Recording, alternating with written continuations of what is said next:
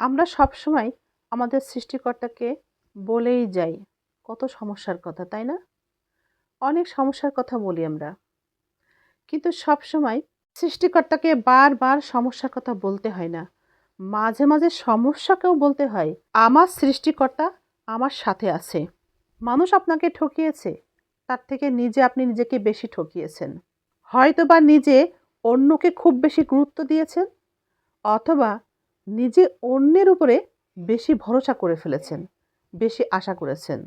কাছের প্রিয় মানুষটিকে, ঘরের মানুষটিকে, সাথের মানুষটিকে কাঁদিয়ে কখনো দূরের মানুষকে আপন ভাবা বা আপন করার চেষ্টা করবেন না। কাছের মানুষকে কাঁদিয়ে, কাছের মানুষকে আঘাত করে ঠকিয়ে কখনোই নিজে সুখে থাকা যায় না, নিজে আনন্দে ভালো থাকা যায় না। যারা আজ আনন্দের কারণ, সময়ের ব্যবধানে তাদের কাছে নিজেকেই ঠকতে হয়। খুব বেশি চাওয়া কারো কাছে থাকতে নেই, খুব বেশি চাওয়া নিয়ে কাউকে ভালোবাসতেও নেই। মনে রাখবেন, বিবাহিত মেয়েকে স্বামী ছাড়া কেউ ভালোবাসে না। শুধুমাত্র চোরই আপনার ভালো চাই। চোর চাই আপনি ধনী হন আর নাক ডেকে ঘুমান। সুতরাং এটা প্রমাণিত, চোর আপনার প্রকৃত ভালো বন্ধু। চোর আপনার প্রকৃত বন্ধু হতে আপনার কোনো আপত্তি আছে? এমন কথা কখনো বলবেন না, তাকে ছাড়া ওকে ছাড়া বাঁচবেন না। আপনি যাকে ছাড়া বাঁচবেন না বলে মনে করেন, সৃষ্টিকর্তা সেই ব্যক্তিকেই আপনার কাছ থেকে দূরে সরিয়ে দিবে। সৃষ্টিকর্তা তো বলেই দিয়েছেন, আমাকে ছাড়া যাকে তুমি বেশি স্মরণ করবা, তাকে তোমার কাছ থেকেই আমি দূরে সরিয়ে দেব। তাকে ছাড়া বাঁচবে না, আমি তো তাকে ছাড়াই তোমাকে এই পৃথিবীতে বাঁচিয়ে রাখব।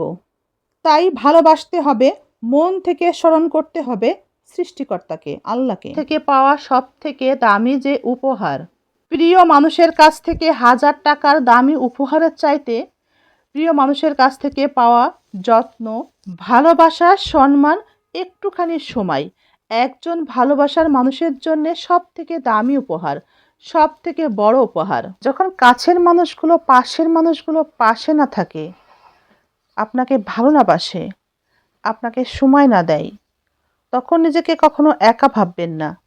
সব সময় চিন্তা করবেন, সাথে আপনার সৃষ্টিকর্তা আছে। আপনার সৃষ্টিকর্তাই আপনার সব থেকে বড় শক্তি।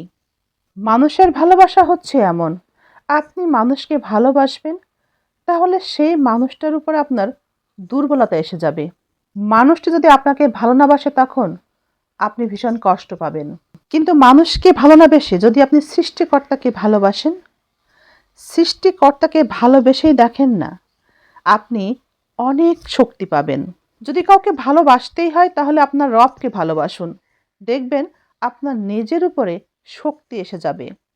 নিজের মূল্য হারিয়ে কখনো সাজতে যাবেন না ভালো।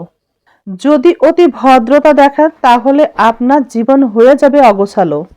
যারা নিজেকে খুবই সস্তা করে তোলে নিজের একটু সুনামের লোভে, প্রয়োজন শেষে জঞ্জাল হয়ে তাদের জীবনটা অকালেই ডোবে। যদি কখনো চলতে চলতে মনে হয় সম্ভাবনার দ্বার বন্ধ হয়ে গেল, তখন হতাশ না হয়ে ধৈর্য ধরবেন এবং আল্লাহর উপর ভরসা রাখবেন।